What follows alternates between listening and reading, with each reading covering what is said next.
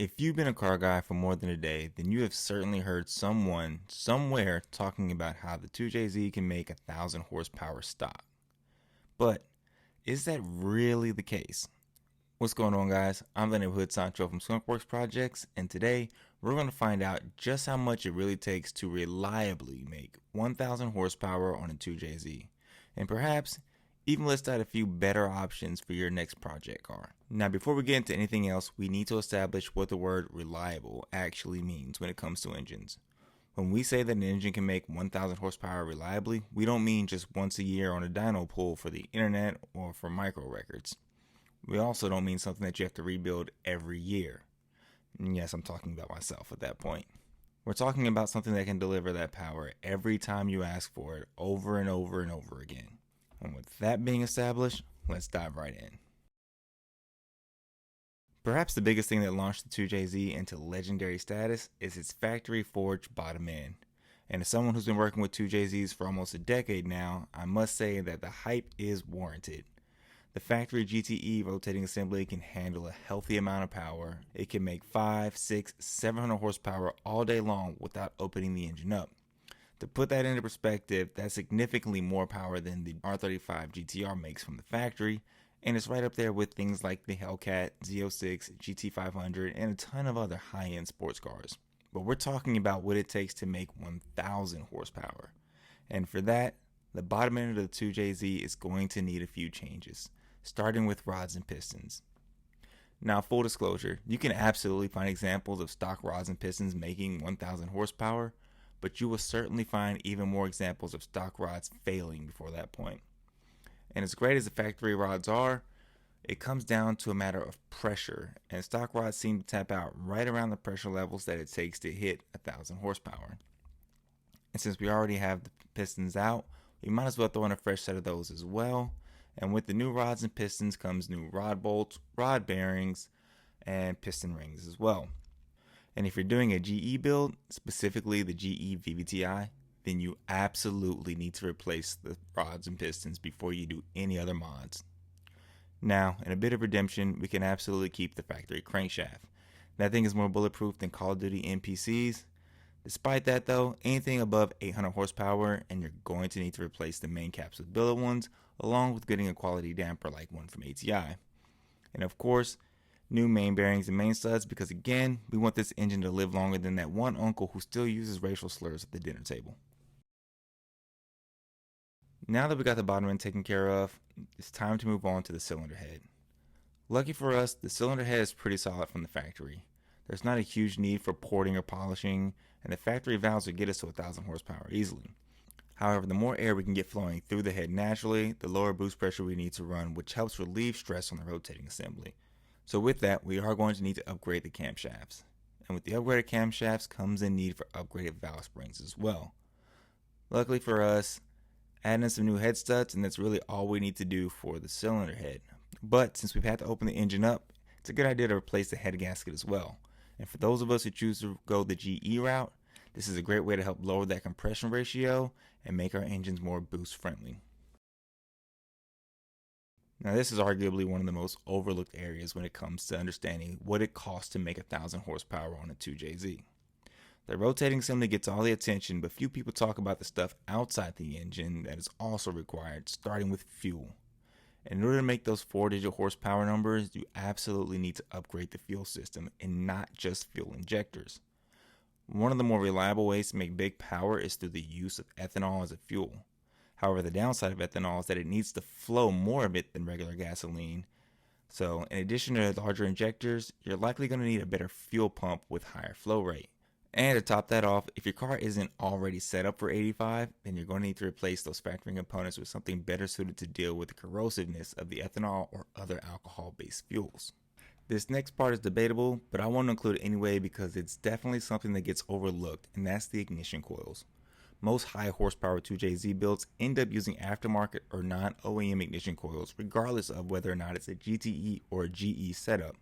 However, if you're running a GE setup, then you absolutely need to upgrade from that wasted Spark setup to a true coil-on plug setup with a set of Yaris or GTR coils, for example. For the true GTE guys, it's less important to upgrade those coils, but still a good idea. And now, On to the elephant in the room. In order to make 1,000 horsepower on a 2JZ, you need a good turbo. For GTE guys, the factory sequential turbo setup isn't really ideal for doing this, which is why most 2JZs are converted over to a larger single turbo setup. And of course, for the GE guys, a turbo is obvious. Here's the less obvious part though. Upgrading to a single turbo means you need a new exhaust manifold as well, along with the new wastegate or two. And for GE guys, this is where it gets a little bit trickier because the exhaust flange pattern is different between the GE and GTE heads, which means that we can't run out and get one of the more popular and better supported GTE manifolds. And let's not forget about the intercooler and the exhaust system needed to support that new single turbo setup. Wrapping up our list is perhaps the most important thing, which is tuning. And along with tuning, I'm going to go ahead and include a standalone ECU. And look, I get it. I know some people are going to say that you can just tune the stock ECU and still make 1,000 horsepower. But as you can see, we've already have a healthy amount of money invested into our engine, and a standalone ECU is going to give us the best chance at making sure we keep that engine alive and operating under the best possible conditions. To make 1,000 horsepower on any engine, you have to push it pretty hard. And a standalone ECU gives us more control over a lot more parameters that will maximize the efficiency of the engine and reduce as much of that stress on the engine as possible. And on top of that, a standalone gives us a lot more feedback through data logging to keep up with the changes in how the engine is behaving, potentially giving us warnings before catastrophe strikes and prolonging the life of the engine. Now let's add up the cost of all of our parts needed to reliably make 1,000 horsepower on a 2JZ. I'm going to include what's needed for both the GTE and GE so you all can get a better sense of what you're getting into.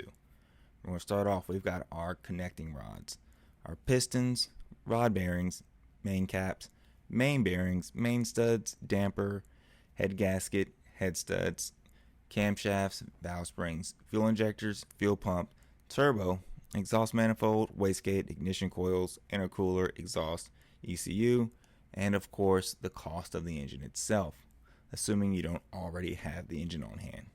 Now with all this being said, it's important to keep in mind that all of this is what it costs to make the engine capable of 1,000 horsepower.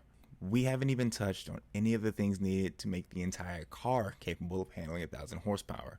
There's thousands on thousands of more dollars needed to make your car a 1,000 horsepower car.